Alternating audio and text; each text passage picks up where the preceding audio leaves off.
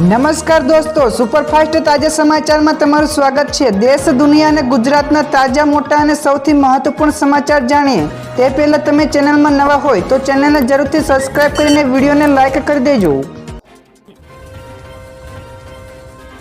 સૌથી પહેલા દોસ્તો આપણે વાત કરીએ તો તોફાન અને વરસાદની ચેતવણી છે। તો આજે જમ્મુ અને કાશ્મીર, ઉત્તરાખંડથી લઈને કેરળ સુધી તેમજ મધ્યપ્રદેશ અને રાજસ્થાન સિવાયના ઉત્તર પૂર્વ સુધીના તમામ 26 જેટલા રાજ્યોમાં વાવાઝોડા, ભારે વરસાદ, વીજળી અને કરા પડવાની ચેતવણી જારી કરવામાં આવી છે। તો હવામાન વિભાગ અનુસાર ઉત્તર પશ્ચિમ હિમાલય પ્રદેશ ઉપર સક્રિય પશ્ચિમી વિક્ષેપના કારણે ઉત્તર પશ્ચિમ ઝારખંડ તેમજ ઉત્તર બાંગ્લાદેશ અને નજીકના વિસ્તારોમાં ઉપલા અને નીચલા ઉષ્ણકટિબંધીય સ્તરોમાં ચક્રવાતી પરિભ્રમણ ચાલુ રહેશે તેવી આગાહી કરી છે। તો દોસ્તો બીજા સૌથી મોટા સમાચાર સામે આવ્યા છે। 8મા પગાર પંચને લઈને મોટા સમાચાર। તો કેન્દ્ર સરકારે 8મા પગાર પંચ માટે 35 જેટલી જગ્યાઓ ભરવાની પ્રક્રિયા શરૂ કરી છે। તો સરકાર ટૂંક સમયમાં પગાર પંચના માળખાને કાર્યોને ઔપચારિક બનાવી શકે છે। તો આનાથી દેશભરના 47.85 લાખ કેન્દ્ર કર્મચારીઓ અને તેમજ 68.62 લાખ પેન્શનરોને ફાયદો થશે। તો હાલમાં ફિટમેન્ટ ફેક્ટર 2.57 છે, જેને વધારીને 2.85 કરી શકાય છે। તો જેનાથી મૂળ પગારમાં પણ વધારો થશે। તો ડીએ, એચઆરએ તેમજ ટીએમાં પણ સુધારો થઈ શકે છે। તો જાન્યુઆરી 2026થી અમલમાં પણ આવી શકે છે। તો દોસ્તો ત્યાર પછી આગળ વધુ એક સૌથી મોટા સમાચાર મળ્યા છે। રાજકોટ અને અમદાવાદમાં તાપમાનનો પારો 41 ડિગ્રીને પાર જશે તેવી આગાહી છે। તો રાજ્યમાં છેલ્લા 2 દિવસથી પવનની ગતિ તેજ થતાં ગરમીમાંથી આંશિક રાહત મળી છે। જો કે આજે પણ અમદાવાદ અને રાજકોટ સહિતના 6 જેટલા શહેરોમાં તાપમાનનો પારો 40થી 41 ડિગ્રીને પાર પહોંચી જવાની સંભાવના વ્યક્ત કરી છે। તો આજે પણ કચ્છ, સૌરાષ્ટ્ર તેમજ દક્ષિણ ગુજરાતના વિસ્તારોમાં પવનના કારણે ધૂળની ડમરીઓ પણ ઉડે તેવી શક્યતા છે। તો બીજી બાજુએ તંત્ર દ્વારા લોકોને સાવચેતી રાખવા માટેની પણ સૂચનાઓ આપવામાં આવી છે। તો દોસ્તો બીજા સૌથી અગત્યના સમાચાર સામે આવ્યા છે। ટ્રમ્પ વિરુદ્ધ અમેરિકન લોકો ફરી એકવાર રસ્તાઓ પર ઉતર્યા। જ્યાં દોસ્તો અમેરિકાના રાષ્ટ્રપતિ ડોનાલ્ડ ટ્રમ્પની નીતિઓ સામે સમગ્ર અમેરિકા જોરદાર વિરોધ પ્રદર્શનો કરી રહ્યા છે। તો ટ્રમ્પ વિરુદ્ધ તમામ 50 રાજ્યોમાં હજારો લોકો રસ્તાઓ પર ઉતરી આવ્યા છે। તો આ પ્રદર્શનોને 50-50 એક ચળવળ નામ પણ આપવામાં આવ્યું છે। તો આનો અર્થ એ છે કે 50 રાજ્યો, 50 પ્રદર્શનો અને એક આંદોલન। તો વિરોધીઓએ વ્હાઇટ હાઉસથી લઈને ટેસ્લા શોરૂમ સુધી પ્રદર્શન કર્યું છે। તો રાષ્ટ્રપતિ ટ્રમ્પ સાથે પોતાનો ગુસ્સો પણ વ્યક્ત કર્યો છે। ત્યાર પછી આગળ દોસ્તો વધુ એક સૌથી અગત્યના સમાચાર વાલીઓ માટે આવ્યા સારા સમાચાર। તો આરટીઈ એટલે કે રાઇટ ટુ એજ્યુકેશનમાં એડમિશન માટે વધુ એક તક। જ્યાં દોસ્તો આરટીઈમાં અમાન્ય થયેલા અરજદારોને વધુ એક તક આપવામાં આવી છે। તો રદ થયેલા અરજદારો ફરી એકવાર અરજી કરી શકશે તેમજ ડોક્યુમેન્ટ્સના અભાવે જેની અરજીઓ રદ થઈ હશે તે અરજદારો પણ 3 દિવસ સુધી ડોક્યુમેન્ટ અપલોડ કરી શકશે। એટલે કે 21થી લઈને 23 એપ્રિલ દરમિયાન સમયગાળો આપવામાં પણ આવ્યો છે। ત્યારબાદ દોસ્તો ફટાફટ આગળના બીજા સમાચારની વાત કરવામાં તો ગ્રામ્યમાં પીવાના પાણીની સમસ્યા નહીં રહે તો ટોલ ફ્રી નંબર જાહેર કરાયો। જ્યાં દોસ્તો મુખ્યમંત્રી ભૂપેન્દ્ર પટેલના નેતૃત્વમાં રાજ્ય સરકારના પાણી પુરવઠા વિભાગ દ્વારા ગુજરાતના શહેરી વિસ્તારોને સાથે જ ગ્રામીણ વિસ્તારોના પણ તમામ ઘરોમાં પીવાનું શુદ્ધ પાણી મળી રહે તે માટે સુનિશ્ચિત કરવામાં આવ્યું છે। જો કે પાણી પુરવઠા વિભાગે ફક્ત ગ્રામ્ય સ્તરે પાણી પહોંચાડવાને જ સંતોષ નહીં માન્યો, પરંતુ ગ્રામ્યના નાગરિકોને પણ પીવાના પાણીની સમસ્યાના નિવારણ માટે ટોલ ફ્રી નંબર એટલે કે 1916 ડાયલ કરીને સેવા પણ ઉપલબ્ધ કરાવી છે। તો દોસ્તો બીજા સૌથી મહત્વપૂર્ણ સમાચાર સામે આવ્યા છે। રેશન કાર્ડના ધારકોને ઝટકો તો નિર્ણય લેવાયો। જ્યાં દોસ્તો સરકારે રાજ્યના તમામ રેશન કાર્ડ ધારકોને ફરજિયાત કેવાયસી કરવા માટે તાકીદ કરીને નિર્ણય કર્યો છે। જેમાં જે રેશન કાર્ડ ધારકોએ હજુ સુધી પોતાની કેવાયસી કામગીરી પતાવી નથી તેમને ઝટકો મળી શકે છે। તો ઈ કેવાયસી માટેની છેલ્લી તારીખ 30 એપ્રિલ પણ આપવામાં આવી છે। જેમાં ઈ કેવાયસીની કામગીરી ન કરનારને રેશન કાર્ડ ધારકોને રાશનનો જથ્થો મળવાપાત્ર રહેશે નહીં તેવું પણ ફરમાન મામલતદાર દ્વારા જાહેર કરાયું છે। તો સૌથી વધારે સુરેન્દ્રનગર જિલ્લામાં ઈ કેવાયસી બાકી છે। તો દોસ્તો ત્યાર પછી આગળ વધુ એક સૌથી મહત્વપૂર્ણ સમાચાર, જાપાન ભારતને 2 બુલેટ ટ્રેન આપશે. જ્યાં દોસ્તો ભારતમાં મુંબઈ અને અમદાવાદ બુલેટ ટ્રેન પ્રોજેક્ટ લગભગ 71% પૂર્ણ થયો છે. તો આ પ્રોજેક્ટ માટે જાપાન ભારતને 2 શિન્કાનસેન બુલેટ ટ્રેન મફતમાં આપશે. તો જેમાં E5 અને E3 નો સમાવેશ થાય છે. તો આ બુલેટ ટ્રેનોની ડિલિવરી 2026ની શરૂઆતમાં થઈ શકે છે. તો ત્યારબાદ પ્રોજેક્ટનો અમુક ભાગ પણ ઓગસ્ટ 2027 સુધીમાં શરૂ થઈ શકે છે. તો E3ની ટોચની ગતિ 275 છે, જ્યારે E5ની ટોચની ગતિ 320 કિલોમીટર પ્રતિ કલાકની છે.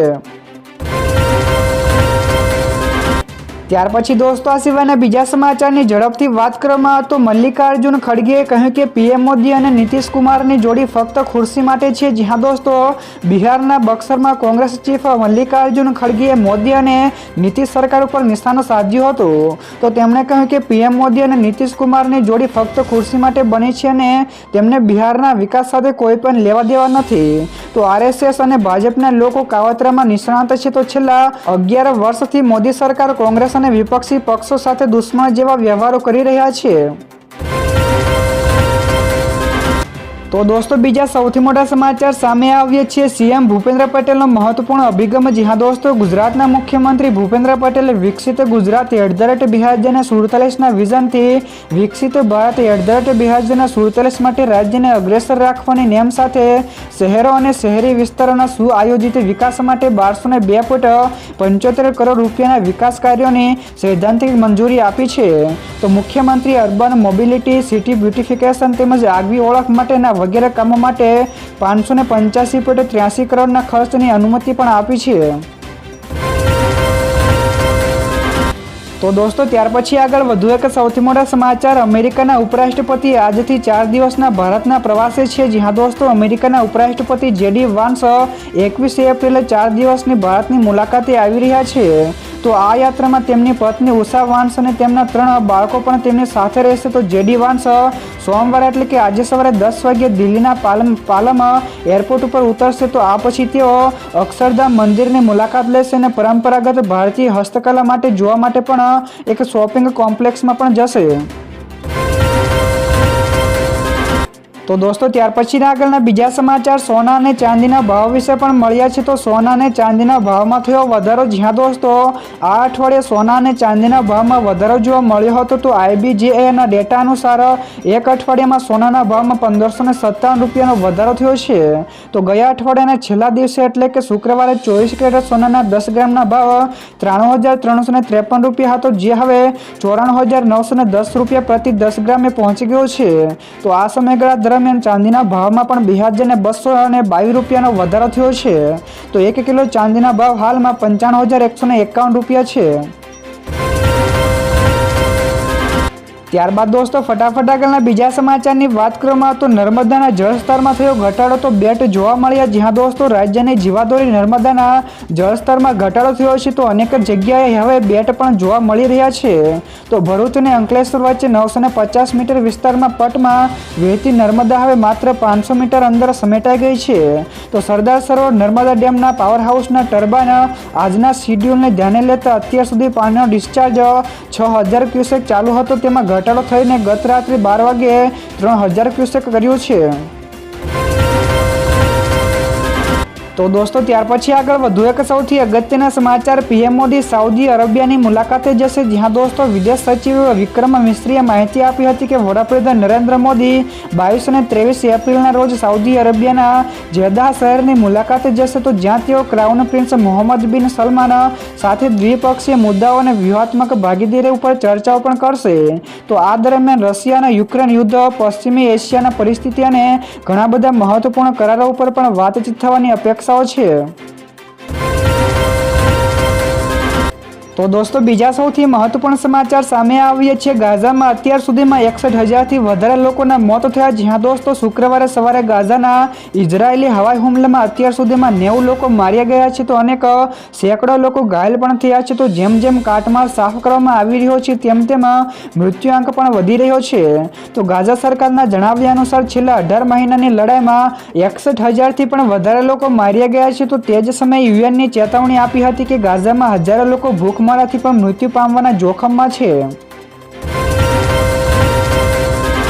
તો દોસ્તો ત્યાર પછી આગળ વધુ એક સૌથી મહત્વપૂર્ણ સમાચાર મળ્યા છે। ગુજરાતમાં 2 દિવસ ભારે આગાહી છે। તો ગુજરાતમાં હવામાન પલટો આવે તે હવામાન વિભાગ દ્વારા આગાહી કરી છે। તો આંધી તોફાનની આગાહી પણ કરવામાં આવી છે। તેમજ તાપમાનમાં ઘટાડો થવાની પણ શક્યતાઓ છે। તો 2 દિવસ તાપમાનમાં 2 થી 3 ડિગ્રી સુધી ઘટવાની પણ શક્યતાઓ છે, જ્યારે 7 દિવસ હીટવેવની પણ શક્યતાઓ નહીવત રહેવાની પણ વાત હવામાન વિભાગે જણાવી છે। જો કે 21 એપ્રિલ એટલે કે આજે સમગ્ર ગુજરાતમાં ધૂળની ડમરીઓ ઉડવાની પણ શક્યતાઓ વ્યક્ત કરી છે। ત્યાર પછી દોસ્તો આ સિવાયના બીજા સમાચારની ઝડપથી વાત કરવામાં આવે તો ટીઆરપી ગેમ ઝોનના પડઘાતો જન્માષ્ટમીના લોકમેળાનું સ્થળ બદલવાનું આયોજન। જ્યાં દોસ્તો રાજકોટમાં સૌરાષ્ટ્રના સુપ્રસિદ્ધ જન્માષ્ટમીના મેળા લોકમેળાનું સ્થળ બદલાઈ શકે છે। તો જન્માષ્ટમીના લોકમેળાનું સ્થળ બદલવા માટે તંત્ર દ્વારા આયોજન પણ કરવામાં આવી રહ્યું છે। તો શહેરના રેસકોર્સ મેદાનમાં આયોજિત લોકમેળાને શહેરની બહાર સ્થળાંતરિત કરવાની પણ યોજના ઉપર કામ ચાલી રહ્યું છે। તો લોકમેળાને લઈને અટક સરોવર નજીક 90,000 સ્ક્વેર મીટરના જમીન સપાટ કરવા પણ દરખાસ્ત કરવામાં આવી છે।